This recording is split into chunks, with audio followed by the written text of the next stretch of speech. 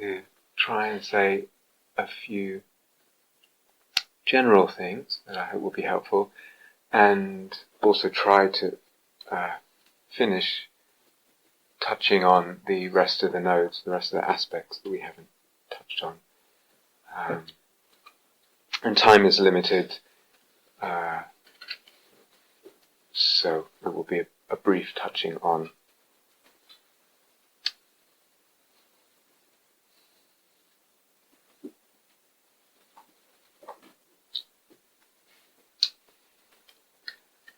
I don't know if you've noticed something about practice in general, whatever the practice.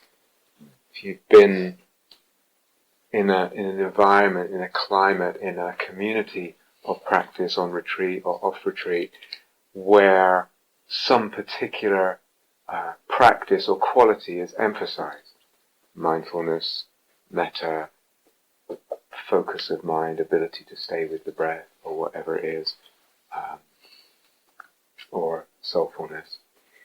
And what can easily happen is through the repeated emphasis on that particular quality, which is a lovely and important quality, whatever it is, then the self-judging tends to construct itself in relationship to how I am doing and how I think other people are doing in relation to that quality.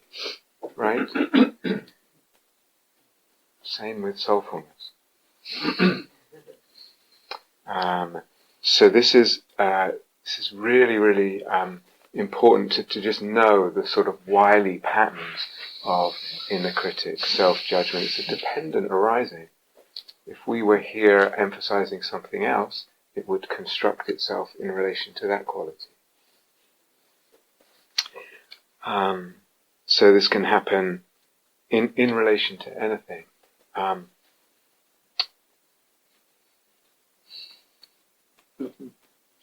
Soulfulness, soul-making, the sensing with soul comes and goes. We've said this. It really comes and goes, and it comes and goes dependent on conditions.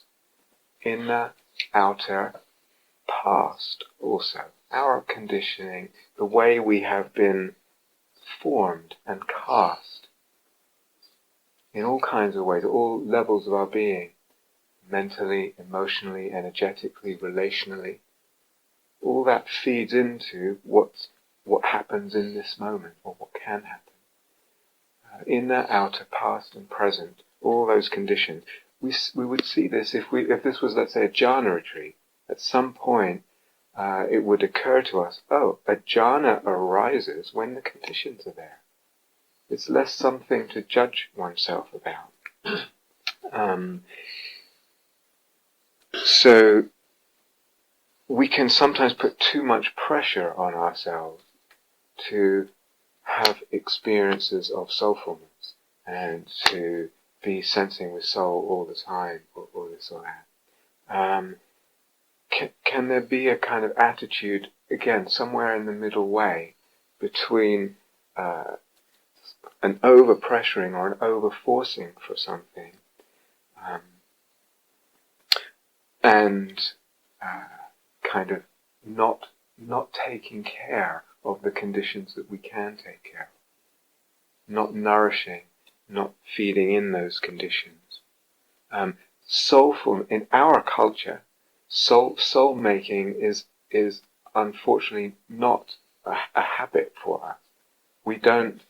We might have that experience, but we don't tend to sense with soul by default, unless it's supported by listening, by reading, by conditions, by practicing, by attention to the kind of things that we're talking about. So there's this kind of balance. Something needs nourishing and practicing, taking care of all the different conditions.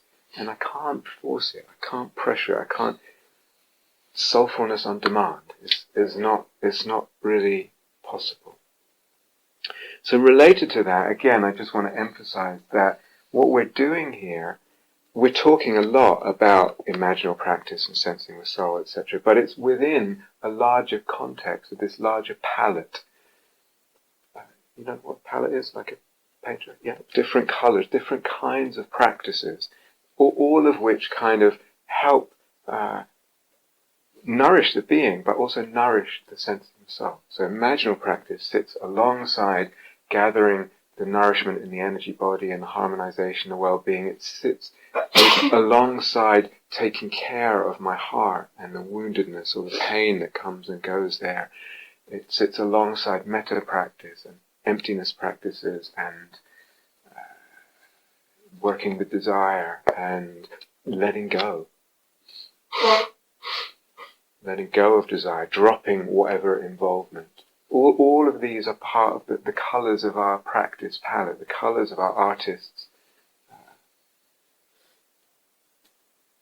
creation toolkit.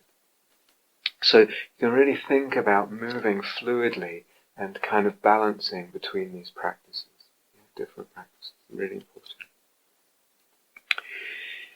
The palette. The palette of practice. That palette can become a palace. Palace, the house of soul-making, hath many mansions.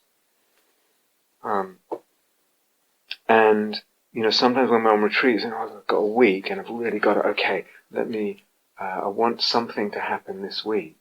These are teachings to take away. Everything we're talking about is something to kind of digest, rather than trying to pressure some kind of experience arising for the week. Yeah. So it's take away.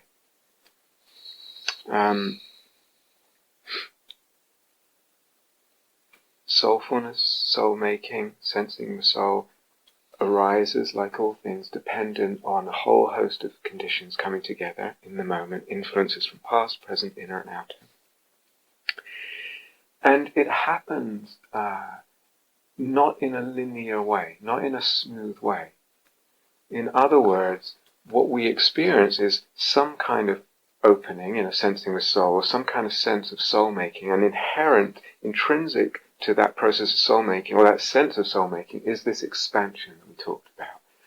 The vision, the senses are expanded in some way or another, the energy, the mind, the sense of what is perceived, etc., the ideas, and then what happens, or that alternates with periods where there is no soul making, or it doesn't feel very soul making. Something is just not being fed into the conditions, or we meet some kind of limit or block. So this could be ideational. Catherine, we both talked about the eros-psyche-logos dynamic. Sometimes there's an idea. Sometimes we're not even conscious of the assumptions we have about ourselves, about what we're sensing, about reality, about all kinds of things, about path, about liberation, about whatever it is. These assumptions exist, usually kind of, at best, semi-consciously in the psyche, and they form kinds of limits or walls. At some point the soul-making bumps into them.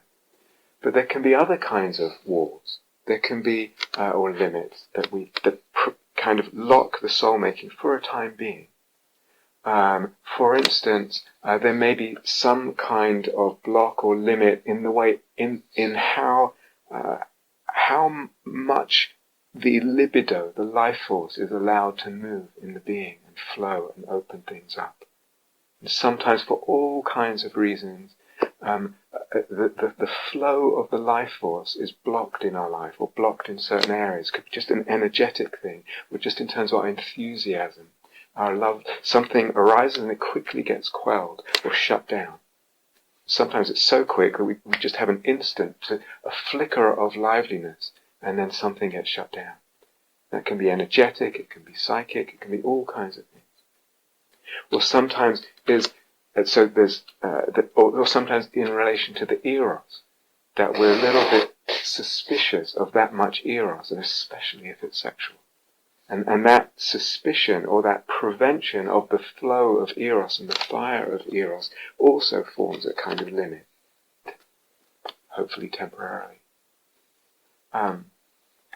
Or the psyche can be blocked in the sense of the images we have. We're fixated on certain images. So all this is very delicate, and it needs a lot of care, a lot of discernment. So we talked a bit about duty, quite a lot about duty yesterday in the Q&A, and that we can have the duty of an image that goes with an image, the duty of the image. But there's also, we could have, for instance, the image of duty. So this node, for some people, it's quite, which I'll talk about just briefly now and a little bit more later. The image of anything that could be soul-making, that image of that thing might be locked. So perhaps from our past, and again, for all kinds of reasons, the notion of duty is, or any other notion, or the image of relationship, or the image of self, or some image of that I associate with my history, and it's got locked. You understand? So the image, the psyche then is not allowed to expand. So what happens in the life of soul-making is that there are periods, long or short, where there's different kinds of, we could say, walls that are met, lock. So we don't expect this kind of just incredibly smooth, kind of endless opening of soul-making. It has this kind of stopping, starting, stuttering, coming and going rhythm to it. You understand? Really natural, really important. The whole shebang is what we're interested in. The whole picture.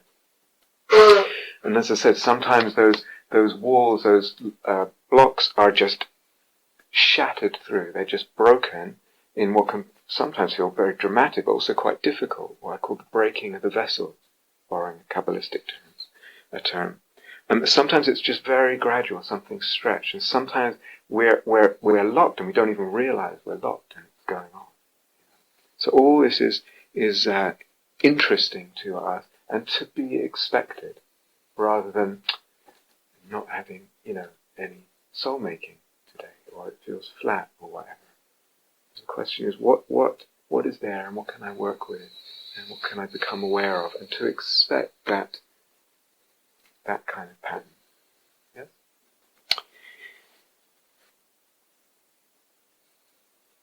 Okay, so let's just visit a few nodes. I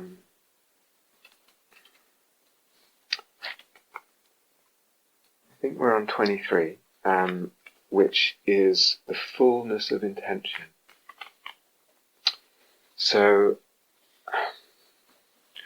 again, to think of these as really, rather than on-off switches, each node is perhaps a sense of something that can be deepened or filled out, become richer in meaning. And as that happens, we can say the experience becomes more genuinely imaginal, something like that, more fully imaginal. So it's very natural as human beings, and also as suffering human beings, who want to grow, who want to develop in certain ways that we see this quality is lacking in me, or I miss this in my life.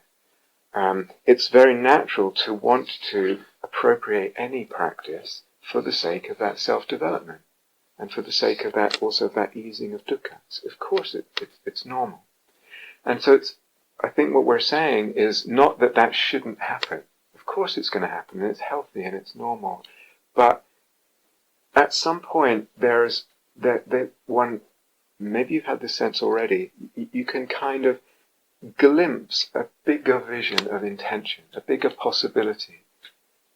That somehow in this image, with this image, with this sensing the soul, with this practice, what I'm wanting, more than this self-development, more even than just the ending of this dukkha that I'm feeling right now, or the development of this pattern of that quality or whatever, is I want soul making. That becomes the bigger bow, the bigger vision of serving, the bigger reason of why we're doing this. I think that's quite a rare thing. So again, it's going to come and go, but you can get glimpses of this. What is it to practice for the sake of soul? What is it to engage in one's meditative work and one's investigations in other language for the sake of the divine. Doing it for God, not just for me. What does that even mean? It's one of those concepts that can just, like all of these, there's no end to this idea. Also, what's wrapped up in that is sometimes, and I think maybe all of you have tasted this, otherwise you wouldn't be here, is that this work, these kind of practices, they can be very thrilling at times. Yeah? And, at times. And sometimes we find our vision of what soul-making is getting a little smaller. And we're just chasing that sense of vitality, or that sense of connection, or that sense of thrill. Again, very normal, very human, but soul-making involves everything. Sometimes, for instance, the soul knows that it wants, as Catherine said yesterday, to fall in love with logos, to fall in love with ideas. Are they being left out of my whole vision of what soul-making is? The soul wants everything. It wants everything to be touched and involved and drawn in and contaminated and infused with soul-making. So the fullness of intention also means I'm not just I love it when that flow of vitality comes and the energy, or I love the love, or whatever, but it's the whole, at least the possibility of that. Yeah.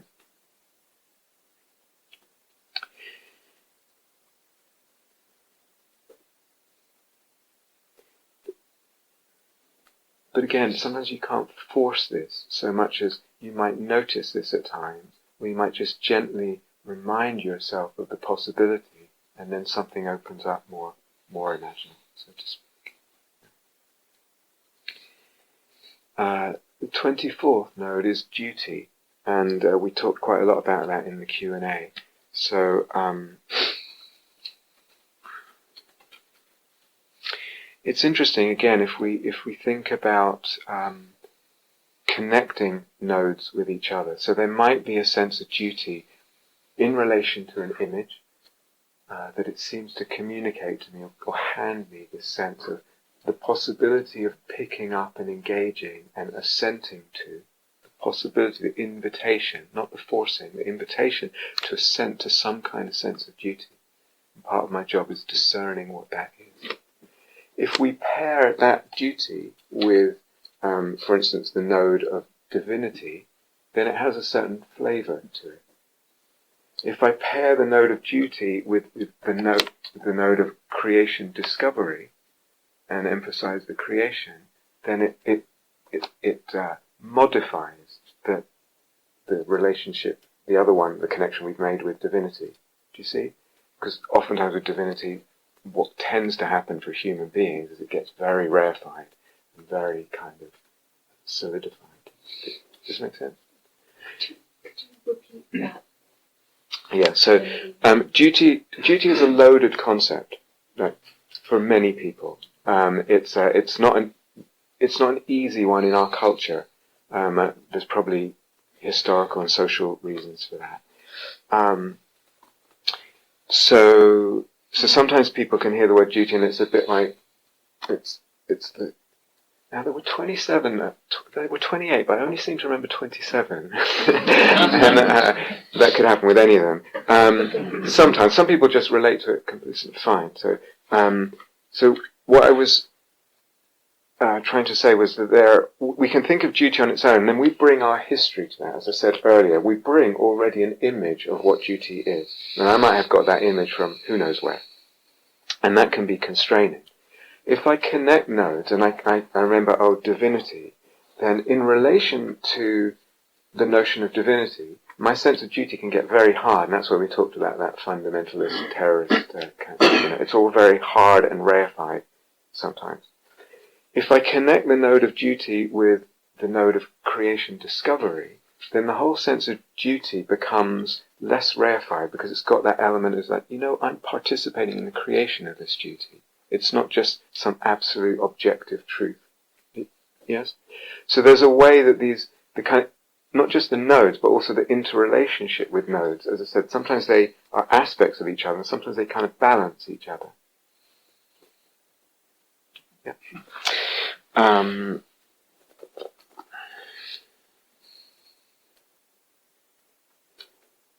not sure what else to say about duty right now.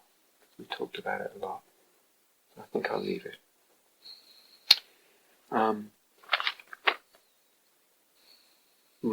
Related to duty, actually, duty could be seen as an aspect of the next node, which is meaningfulness. This is 25, meaningfulness.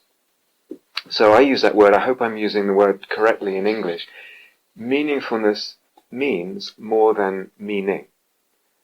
In other words, an image or a sense that we have might mean something to us. For example, it might reflect something in my life, or it has this meaning or that meaning, or reflect something in my history, or this duty, or this teaching. It might give me a teaching. It's telling me something about how I tend to approach something. It might be telling me something about how I tend to approach practice. And it gives me a teaching about how I might do things differently, for instance.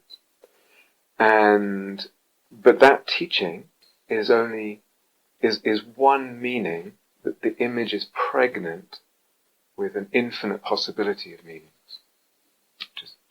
And some of those meanings are not discernible yet. So this again relates to the beyondness and the kind of hazy edges. Sometimes very clear, yes, I recognize that meaning, I recognize that teaching, I recognize whatever it is. And then I have a kind of vague sense of other meanings, and the knowledge, or the even vaguer sense of just a kind of inexhaustible richness of meaningfulness.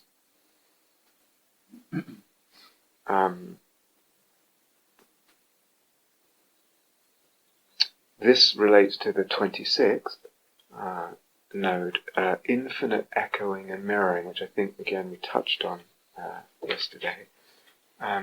So this one is easier, I think, to discern with an image, with an intrapsychic image, than it is with sensing the soul. But there can be a sense to be noticed that this image echoes my life. I see that lonely, solitary wanderer image that I really a lot was very, very important to me, and I could see how that image echoed my life in many ways. But I could also see that my life echoed the image. Do you understand? There's a shaping each way. And some of those echoings are kind of obvious, but again, there's this kind of haze of dimly perceived echoes and mirrorings discernible. I don't quite know what they are, but I just sense this kind of depth of echoing. A bit like when I've never been to the Grand Canyon, but if you shout there, I assume it just echoes, and I don't know, but if it's one of those echoes where you don't really hear the end of the echo, like it just, is that how it is? Yeah. Anyway, the kind of echoing where it shades into infinity. Yes, that there can be that kind of sense with an image. It's my life and this image and my story and my pain and my duty and my calling and my passions. There's this echoing that happens. Again, sometimes we get locked into, this is related to causality. My life causes this image. The events in my life, the history, what I've been exposed to, what I've been subject to, creates the image. It's a representation. You can also view it the other way, and there's the possibility of just seeing two mirrors facing each other. Again, you get this infinite kind of mirroring. Where does it stop? You can't actually discern the end of it, but there are these discrete, connected, infinite mirrorings. So, I mentioned that lonely wanderer image, and I can see there's kind of relatively obvious ways that has been mirrored in my life, and that my life mirrors that. And there's all these subtler ways. The image related to that of the outcast.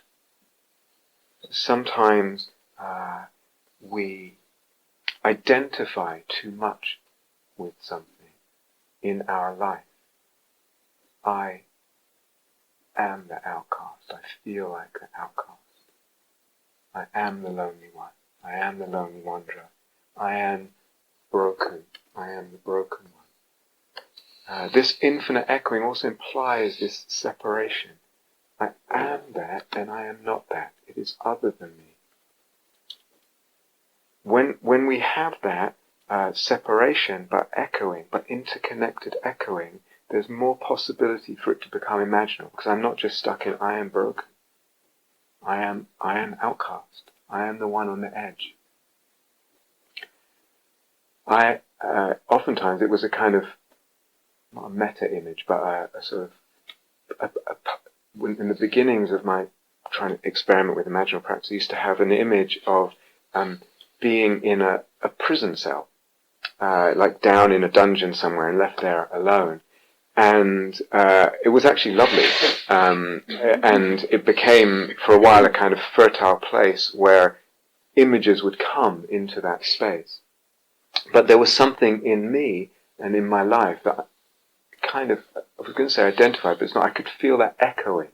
There's something about being a solitary prisoner in some kind of dungeon that just echoes something, and yet it's a very fertile. It's a prison, but there's beauty born in that prison, and there's fertility and richness in the darkness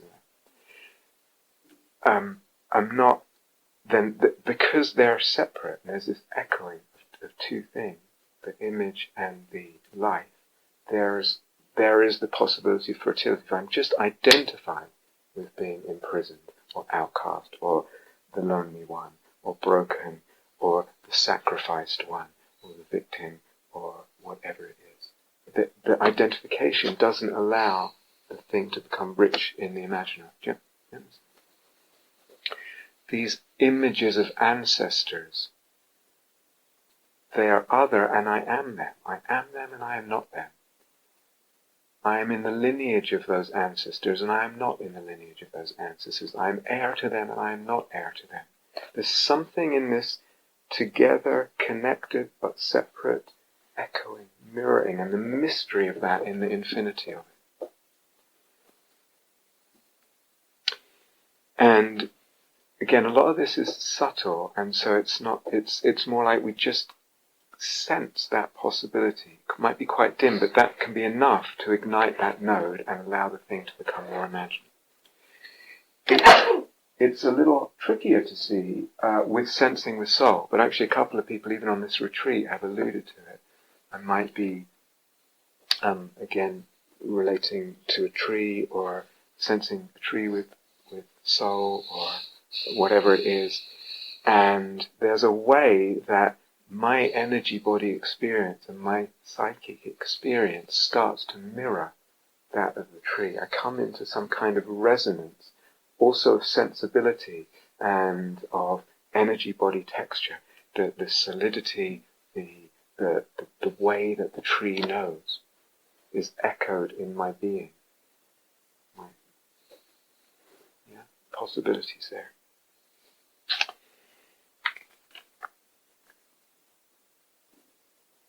27th has to do with values, or rather that when we are sensing the soul, when there's an image, there's value.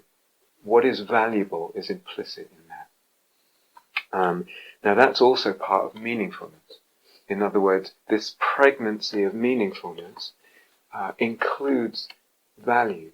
So beauty is also a value, but goodness or nobility, that's a value. And it's part of the meaningfulness of when we sense with soul. Does it make sense? So I'm sensing something with soul, and there is a mix of values present for me in that experience. So again, sometimes just noticing that, we could say a whole lot more about that, I don't want to right now, but sometimes just noticing it can ignite something.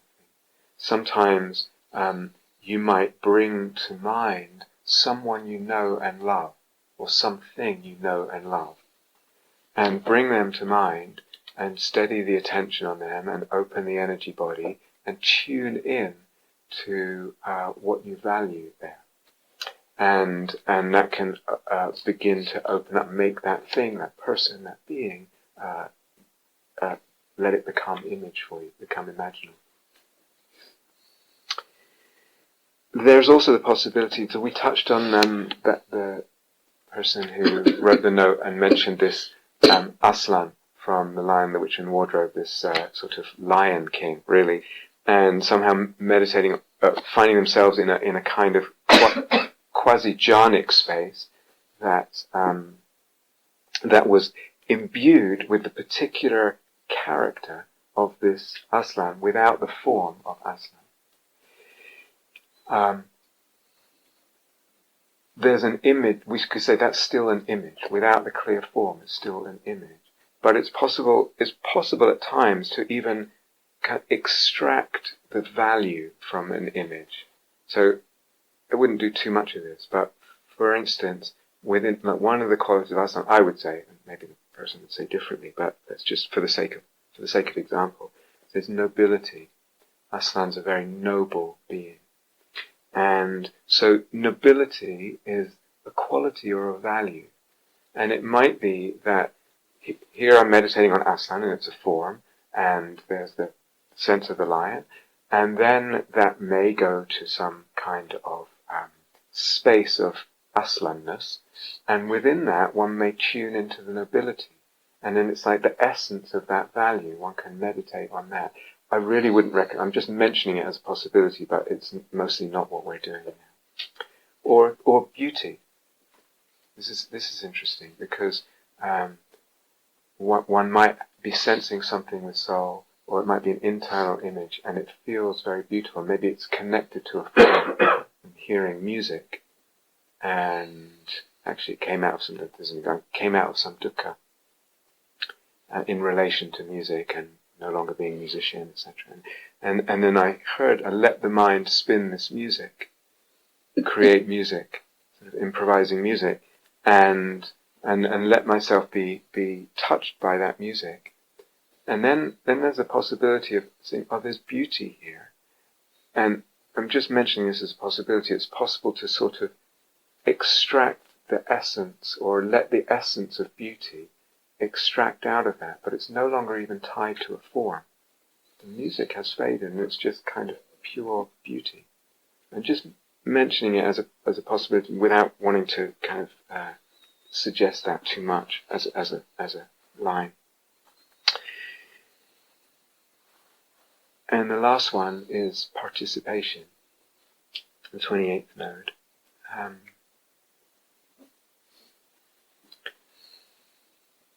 In a way, sometimes I think this feels like the hardest one for me to articulate, or one of the hardest ones. And I have a real sense of it as being something, again, that can just get deeper and deeper, the sense of what that means. So partly, with the emphasis on ways of looking and fabrication, we can get very much the idea and the insight, actually, the emphasis on the insight, but what we perceive, what we sense, depends on the subject's way of looking, depends on the way of looking. To me, the word participation kind of fills it out with the other side. It doesn't neglect.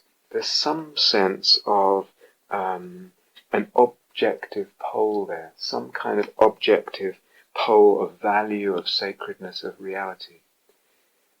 So it kind of holds both. We're participating, it's a bit like Create Discover. We're participating in both sides of it. To me also that word participation, it preserves my autonomy. You think about the word, I participate in this, or this participates in that. It preserves the autonomy of the participator in that which is being participated in. So it preserves a sense of autonomy with also a sense of non-separateness. Yeah. Which to me is very valuable in giving a sense of the sense we have when we're sensing the soul. So I participate, I have a sense of participating in that archetypal image of the lonely wanderer. It's something, again, it's me and it's not me, it's something I mysteriously participate in, this thing that is bigger than me somehow. Holier and bigger. I'm somehow, my life somehow is participating in this image, or the outcast, or the lineage of ancestry. Right? We participate in an archetype, in the divine archetype. We participate in the mundus imaginalis that Catherine referred to, the world of the imaginal. We feel that we're participating in that. We're not an outside observer. We're somehow, our life and our perceptions participating in all that. As the soul-making really starts involving every element of our being, also our eros, my desire, my sexuality, my eros in the much broader sense than sexuality, we start to feel that as not just mine. Whose is it? We start to sense this eros that I'm experiencing right now is participating in the divine eros, the eros of the Buddha nature. The whole other sense of one's existence in participation, in a mystery of participation. Our soul-making is participating, is necessary to, is adding to the soul-making of the world, the soul-making of the world soul, the anima mundi, the soul-making of the Buddha nature, the soul-making of the primordial Buddhas, the soul-making of God. It's not just me doing my soul-making. There's a sense of something, some much vaster, more unfathomably mysterious participation.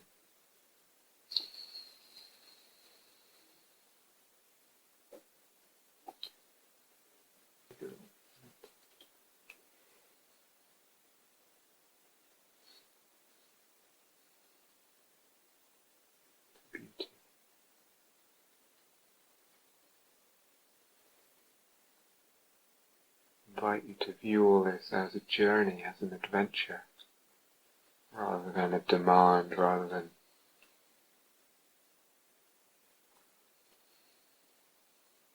a list of what should be happening or evident right now already.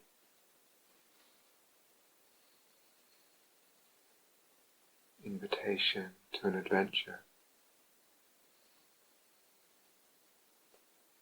to possibility.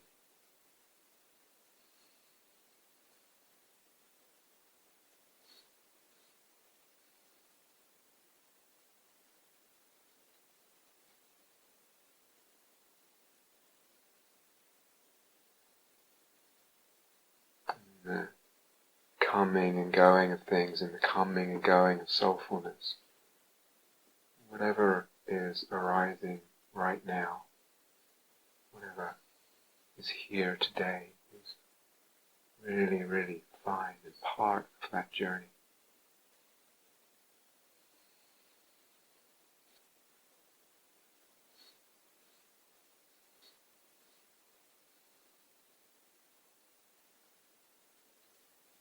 Okay.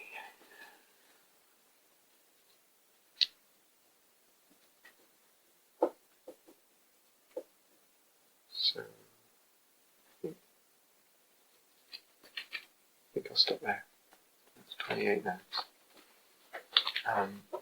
Touched on at least.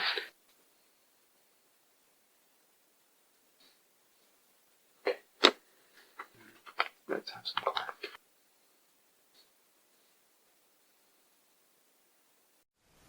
Thank you for listening.